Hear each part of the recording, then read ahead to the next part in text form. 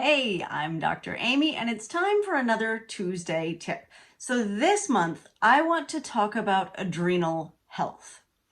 Now, adrenals are something that's kind of a little bit over-discussed in alternative medicine, right? Everything gets blamed on adrenals. Any sort of tiredness, it's adrenal fatigue. Well, okay, it's maybe not, right? Not all of us have adrenal fatigue. So here's a little bit of a background about what your adrenal glands actually do. They have two parts.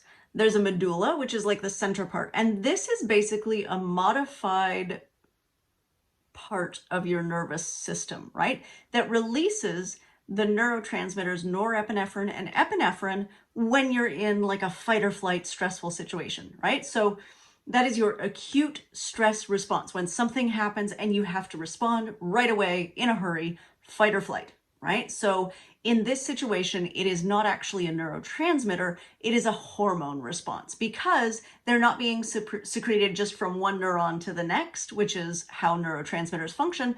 They're actually being secreted from a neuron into the bloodstream as a whole so your body can respond, right? This is like pupils dilate to get more light, blood flow increases to your skeletal muscles so you can run like hell if you have to.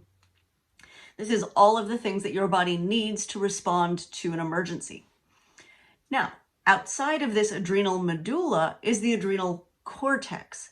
Now, this actually does sort of a different thing in response to stress. So your adrenal cortex secretes cortisol, also aldosterone, which helps with fluid balance like water and electrolytes, and also sex hormones in both genders, right? So androgens and estrogens in both genders that are secondary to the sex hormones secreted by actual gonad tissue. So what we're most concerned with is cortisol. And cortisol actually helps your body to respond long-term to stressful situations in a way that mitigates your stress response, right? So this is supposed to be helping you to recover from stress, helping you to actually deal with stress, have energy in a normal, effective way, right? So it increases blood sugars, right, to allow that increased blood flow to the skeletal muscle to actually do something, to be productive, but also to actually bring it down a notch, right? Like let it calm a little bit.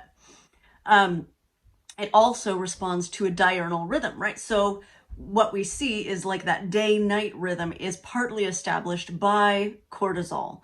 And this is all controlled not so much by your adrenal glands, but more by your hypothalamus and pituitary gland in the brain, right? So this is a very high level of control, and this is a high level of functioning to help give you that early morning higher cortisol to get you up, get you out of bed, get your body moving, get the blood flowing, get everything going. And then as it goes through the day, the cortisol lowers down so that you're getting more relaxation towards evening and then ultimately good sleep at night with a low cortisol. The reason this can go so disastrously wrong is if your body is always pushing you into fight or flight, which we tend to do that in modern society, right? Everything's a crisis. It's all important. We're constantly managing stress rather than having these like, wow, that was scary, and now we're calm, right? We don't have that. We just have everything is, wow, that was scary. But also things like shift work, it all really taxes this system. So there are a number of people who really have adrenal issues now because they're constantly trying to recover from stress. So we'll talk about it in the next couple of Tuesday tips. Thanks for being here.